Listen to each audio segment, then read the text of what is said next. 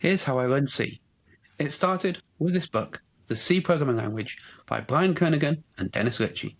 It changed my career, but honestly, the first time I opened it, I nearly gave up. Why? Because I'd been writing BASIC for years. Looking at C, it felt alien. It was quite literally a different language.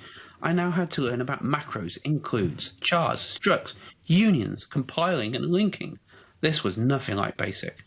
However, I wanted to learn C.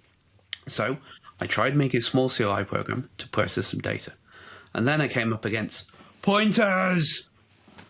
That's it. I thought, I'm done. Can't do this.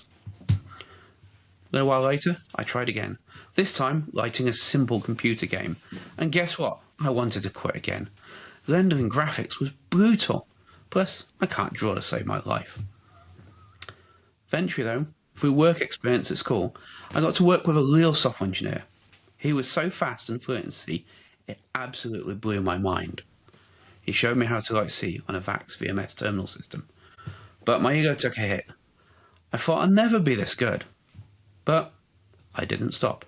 I wanted to be a professional programmer, so I built more projects. I believe you should learn by doing.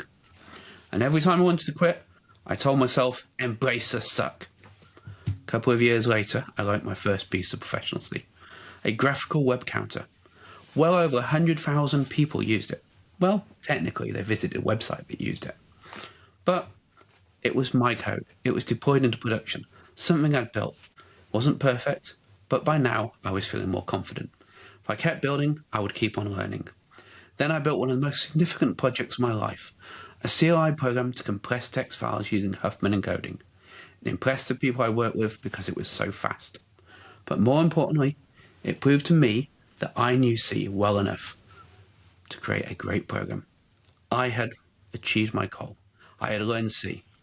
So wherever you are on your programming journey, remember, we all struggle at first. We all face imposter syndrome. The secret isn't talent, it's starting. It's building real software applications, and then just keep going. And if you need some ideas for applications to build, check out the Coding Challenges website. There's over 100 projects there.